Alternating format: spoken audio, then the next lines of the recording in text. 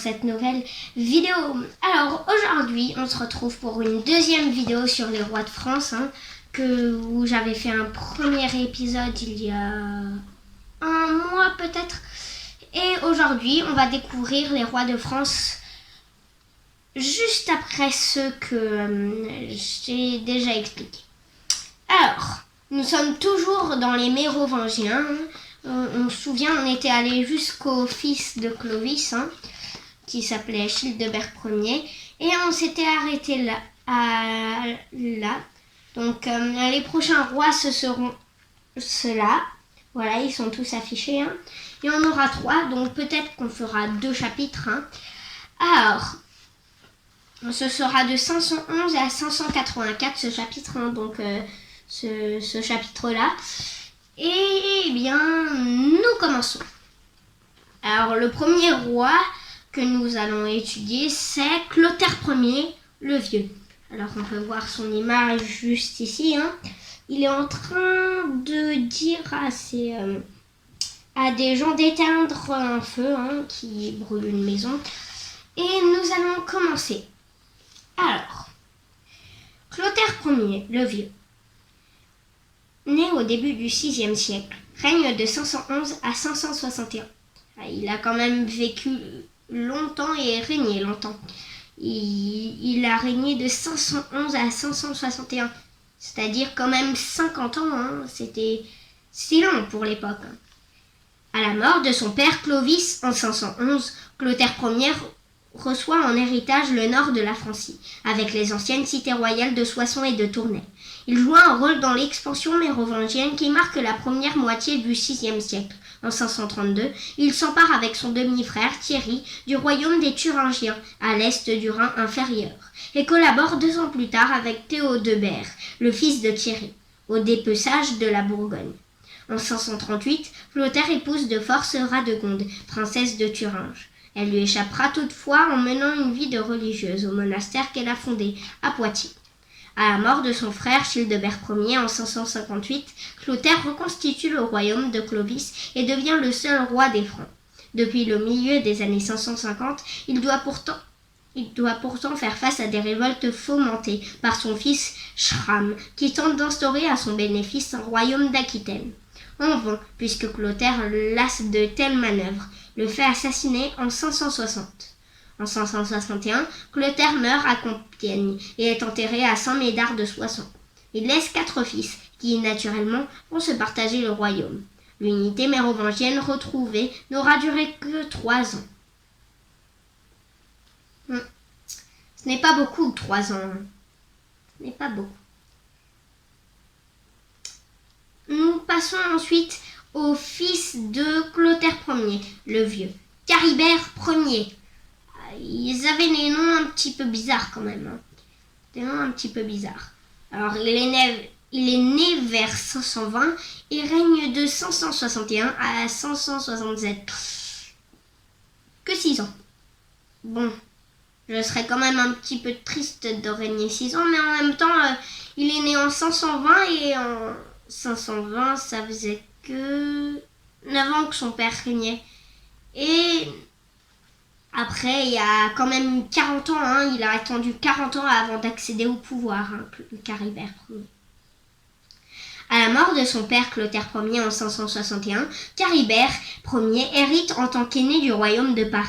Ses possessions vont bien au-delà du royaume de son grand-père Clovis, en s'étendant sur l'ouest de la Gaule. De la Bresle, fleuve situé aux confins des actuelles Normandie et Picardie, aux Pyrénées. Hors Paris, elle compte comme point d'ancrage les puissantes cités de Chartres, Tours et Poitiers. Côté vie publique, le prestige de Charibert n'a pas de borne auprès de ses contemporains. Ainsi, en 566, l'évêque de Poitiers, Venance Fortunat, prononce à Paris un poème à sa gloire, où il n'hésite pas à faire de ce roi mérovingien tantôt un nouveau David, tantôt un nouveau Trajan. Côté vie privée, Charibert est d'abord marié à Engelberge, qui lui donne une fille, Berthe, puis lui préfère 2 servantes, Méroflède et Marcovef, qu'il épouse coup sur coup, ce qui lui vaut d'être excommunié par Germain, évêque de Paris. Charibert meurt en 567, sans héritier. Selon la coutume, son royaume est partagé entre ses 3 frères, Gontran, Chilpéric et Sigebert. Cette tripartition perdura jusqu'à la fin de la dynastie mérovingienne, partageant le royaume franc entre le royaume de l'Ouest ou Neustrie, celui de l'Est ou Austrasie et le royaume de Bourgogne. Nous passons ensuite à Chilpéric Ier, le frère de Caribert Ier, mais qui est né, lui, beaucoup plus tard et qui est mort beaucoup plus tard. Il est né vers 537 et règne de 561 à 584. 184. Chilpéric Ier, né vers 537, règne de 561 à 584. À la mort de son père Clotaire Ier en 561, Chilpéric, qui hérite de la Neustrie, s'estime lésé du partage du royaume paternel, qui ne lui attribue aucune terre en Aquitaine. Cette frustration est à l'origine des guerres qui l'opposent à son frère Sigebert Ier, roi d'Austrasie. Les tensions s'accroissent quand en 566, Sigebert épouse Brunehaut, princesse richement dotée et fille du roi wisigoth d'Espagne, Athanagilde. La réaction de Chilpéric ne se fait pas attendre. Il répudie son épouse Audover et obtient en mariage la sœur de Brunehaut, Galeswinthe. L'affaire aurait pu en rester là, mais aiguillonné par sa concubine Frédégonde, qui ne supporte pas l'arrivée de la nouvelle reine, Chilpéric ordonne l'assassinat de Galeswinthe. Ce meurtre, perpétré vers 570, sonne le début de la vendetta fratricide, la Fède, qui va mener le royaume des Francs jusqu'au début du siècle suivant.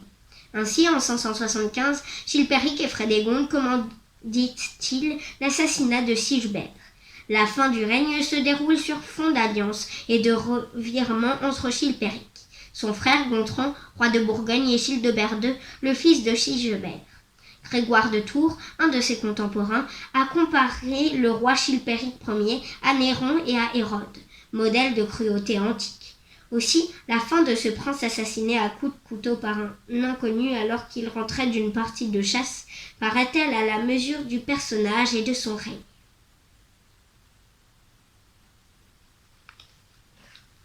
Alors nous avons déjà fini ce chapitre, il était un petit peu court. Du coup, nous allons lire un autre chapitre encore. Ça va être désormais celui-là. Avec, on va compter, il y a combien de rois? 1, 2, 3, 4 rois. Il est un petit peu plus long que celui d'avant. Et ce sera de 584 à 673. Quand même quasiment un siècle. Un siècle. On commence. Clotaire II, le jeune, né en 584, règne de 584 à 629. Alors d'accord, il est né en 584, il règne en 584. Oula, d'accord. Il a régné pendant toute sa vie en fait. Il est né en 584 et c'était le fils de Chilpéric Ier. À la mort de son père Chilpéric Ier en 584, Clotaire II devient roi de Neustrie à l'âge de 4 mois. 4 mois, Sa mère, Frédégonde, qui assure la régence, se bat contre sa belle-sœur Brunehaut, reine d'Austrasie, et perd son royaume. Plus tard, profitant de l'opposition de l'aristocratie austrasienne à leur reine, Clotaire reconquiert son royaume et envahit celui de sa rivale. Il fallut 29 ans pour que Clotaire reforme le royaume de Clovis et devienne roi des Francs en 613. Habile politique, il conserve intact les gouvernements de chacun des royaumes conquis, Austrasie et Bourgogne, avec leur maire du palais et leur administration. Cette reconstitution du royaume franc l'oblige à faire quelques concessions aux forces politiques locales, en ménageant notamment l'aristocratie. En 614, lors du concile de Paris, Clotaire cède une partie de son pouvoir aux évêques et aux maires du palais. 7 ans avant sa mort, il confie aussi l'Austrasie à l'autorité de son fils Dagobert, coutume qui deviendra courante par la suite. Clotaire Clotaire II, le jeune, a réussi là où son grand-père, Clotaire le Vieux, avait échoué. Il a rétabli l'unité franque, mais il n'est pas parvenu à lutter contre l'affaiblissement de son pouvoir au profit des grands royaumes. Clotaire II, le jeune, meurt en 629. Et vous savez quoi? Je pense savoir pourquoi on l'appelle le jeune, vu qu'il est devenu roi à 4 mois. C'est très jeune. Nous allons ensuite passer à Dagobert, le bon roi Dagobert. Eh bien, figurez-vous que c'était le plus grand roi des Francs. Oui, même plus grand que Clovis. Dagobert Ier, né vers 602 ou 605, on ne sait pas trop, et règne de 629 à 639, on pense. Dagobert Ier est loin du portrait peu flatteur que lui réserve la chanson populaire Le Raillon. Le bon roi Dagobert, écrite en 1787, était destiné à ridiculiser Louis XVI. En fait, il a été le plus grand roi de la dynastie mérovingienne.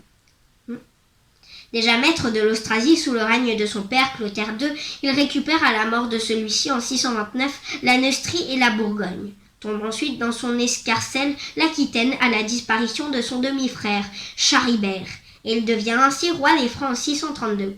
Formé aux affaires politiques par le puissant maire du palais, Pépin de Landen, Dagobert, qui sait admirablement s'entourer, impose son autorité non seulement à l'intérieur de son royaume, mais aussi à l'extérieur, sur les Slaves, les Visigoths, les Gascons, les Bretons. Pacifié, le pays connaît un véritable essor économique et commercial. Installé à Paris et dans sa région, Dagobert entretient une cour nombreuse, prend conseil auprès des évêques, Éloi ou Ouan, et forme au gouvernement de jeunes aristocrates qu'il envoie ensuite dans le pays, créant ainsi un véritable réseau de fidélité. Amateur d'art et très pieux, il encourage également la construction de nombreux centres religieux. Il agrandit et embellit l'abbaye de Saint-Denis, qu'il choisit comme sépulture, inaugurant ainsi une tradition royale millénaire. Dagobert meurt en 639, laissant 2 fils trop jeunes pour gouverner.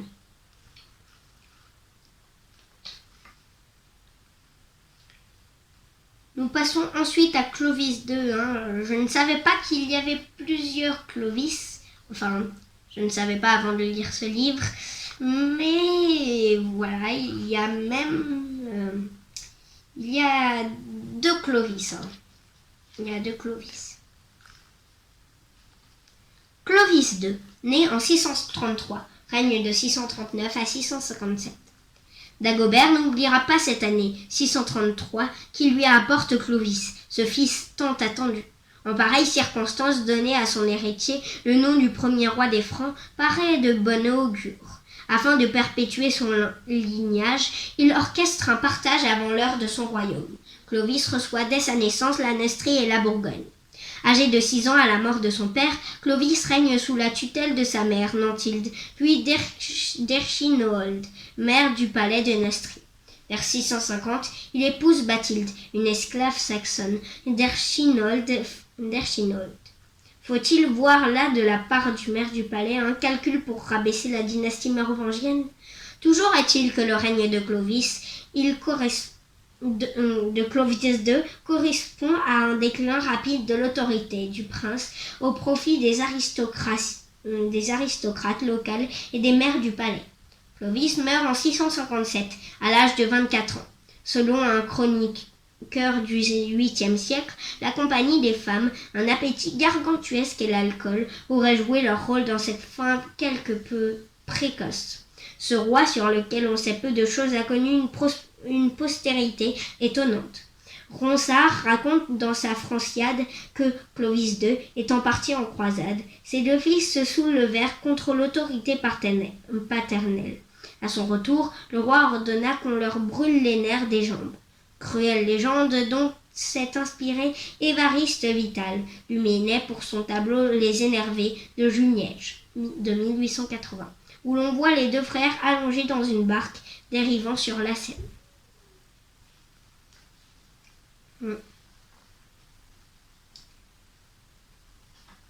Nous passons maintenant à Clotaire III, qui est né vers 650 et règne de 657 à 673.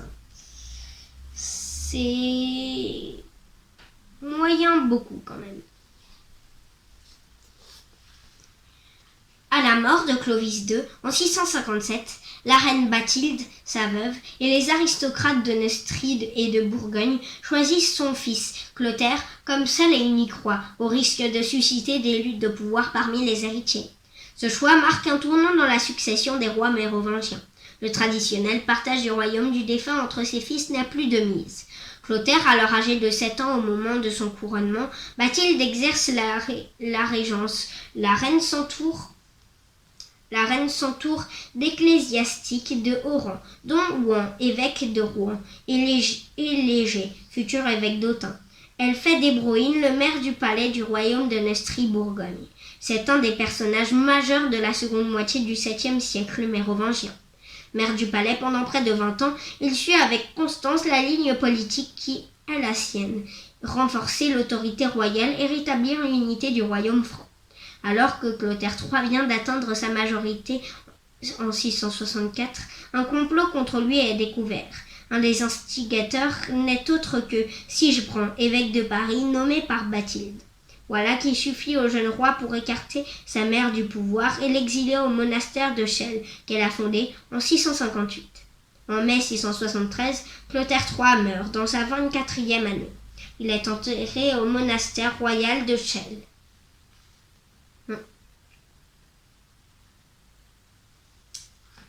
Eh bien voilà, nous avons lu tous les rois pour les rois d'aujourd'hui, oui.